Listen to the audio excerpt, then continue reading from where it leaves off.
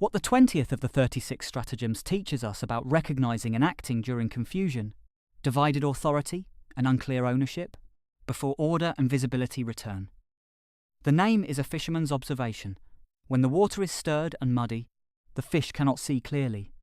They are disoriented. That is when you cast your net. The stratagem does not always require you to muddy the water yourself. Often, the water has already been disturbed. The advantage lies in recognizing the opening before everyone else does. In 211 AD, Liu Bei controlled part of Jing Province, but his position remained politically contested and strategically insecure. He had an army, but not yet a durable base from which to build a state. Yi Province, covering much of present-day Sichuan and Chongqing, was one of the richest and most defensible territories in the southwest. He could not take it by force. It was too far, too well defended, and Liu Zhang, its governor, was nominally an ally. So Liu Bei waited for the water to turn murky. It did not take long. Zhang Lu of Hanzhong was threatening to invade Sichuan. Liu Zhang was indecisive and surrounded by officials who gave him conflicting advice. One of them, Zhang Song, had secretly made contact with Liu Bei and offered to serve as an inside man. Liu Zhang, panicked and without a clear course, did the one thing Liu Bei needed him to do. He invited Liu Bei into Sichuan to help defend against the threat. Liu Bei entered as a guest. He built relationships.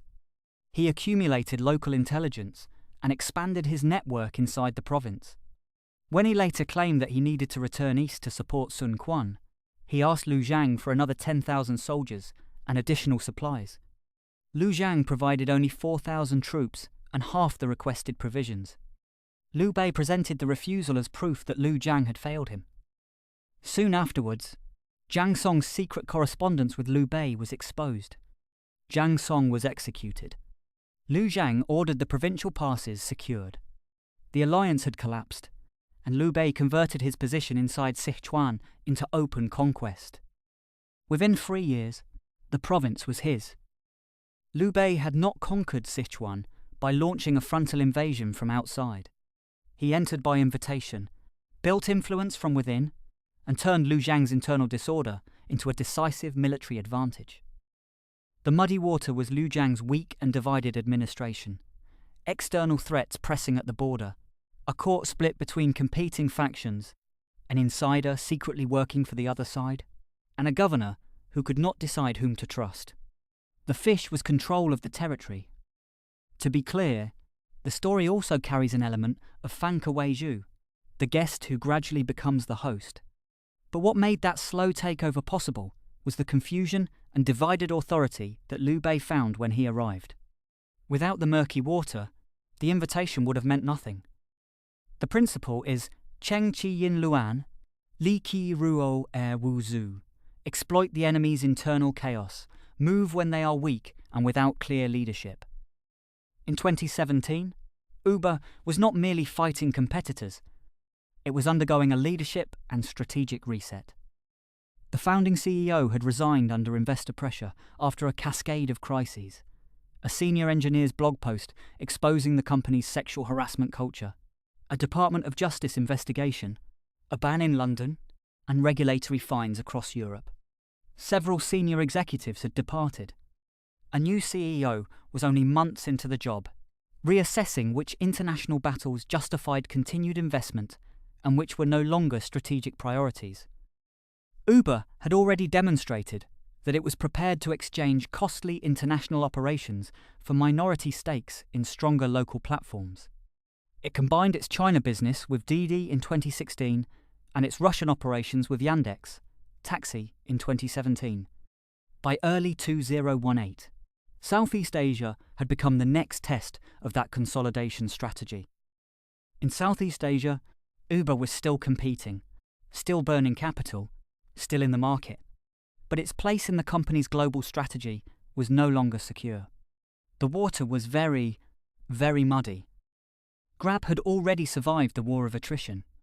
When consolidation became possible, it was positioned to become the buyer rather than the business being absorbed. In March 2018, Grab acquired Uber's Southeast Asian ride-hailing and food delivery operations across 8 countries. Uber received a 27.5% stake in Grab, while drivers, riders, merchants and delivery partners were migrated towards Grab's platforms. What had been a bruising multi-year competitive battle across Singapore, Indonesia, Malaysia, Thailand, the Philippines, Vietnam, Cambodia, and Myanmar was resolved in a single deal. Grab had spent years doing the unglamorous work. It partnered with local taxi operators. It adapted its services market by market, experimenting with motorcycles and other locally relevant transport formats.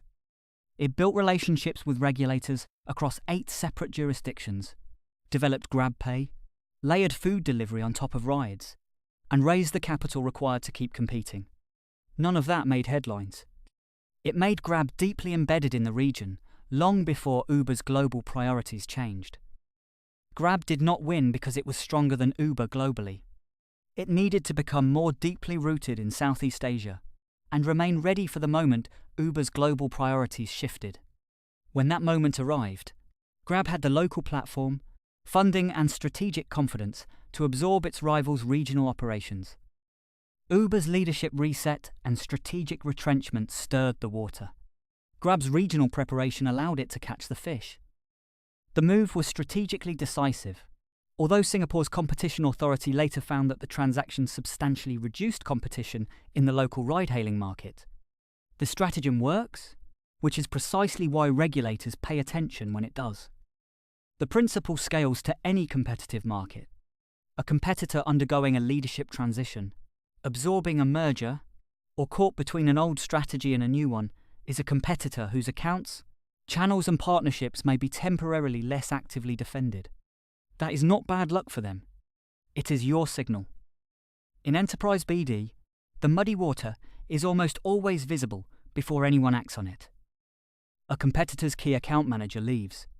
Their territory may remain lightly covered while a replacement is hired, onboarded, and introduced to the accounts. Every account they managed has just become a warmer lead than it was last month, not because your product changed, but because the relationship did. A competitor is acquired. During the integration period, 2 pricing structures, CRM systems and support models may continue to overlap. Channel partners are unsure which products to lead with. The acquiring company's sales team is focused inward. Their customers are unsure what they bought. You have a window. A customer removes their current vendor publicly. When a customer publicly replaces a vendor, the process begins under unusual scrutiny. The customer may need to restore internal confidence, as well as operational continuity. They are not in the mood for a long competitive process. They want a credible alternative, quickly. A regulator moves against a competitor. A data localization fine, a licensing suspension, a public rebuke in the trade press. An adverse regulatory action can introduce enough uncertainty to delay renewals while legal, compliance and government affairs teams assess the consequences. The competitor's sales team cannot promise anything the compliance team has not yet cleared. In each case, the move is the same. You do not wait for the situation to stabilize. You move while it is still unstable. Approach the customer early, but lead with continuity rather than criticism. Ask what has changed, which risks now require attention, and whether a credible alternative would help. Approach the channel partner with a clear, simple proposition, while the competitor is still untangling its integration. Ask the customer directly what the regulatory action means for their renewal before the competitor's account team can get ahead of the story. This is not opportunism for its own sake. A few guardrails matter. Use verified facts. Do not amplify rumours, misrepresent a regulatory investigation, or imply that a competitor can no longer deliver unless that has been established. Do not exploit confidential information from former employees, partners, or customers. Do not manufacture fear merely because the competitor is distracted. Help the customer assess continuity, compliance and renewal risk. Do not turn an investigation or preliminary finding into a claim that the competitor is already disqualified. The objective is to provide clarity and continuity where the market has temporarily lost both. A deal won purely on the other side's confusion, with nothing solid behind it, comes apart the moment the water clears and the competitor's new rep calls to ask what happened. Catch the fish. Do not simply muddy the water further. Moving through troubled water is not about celebrating another party's confusion.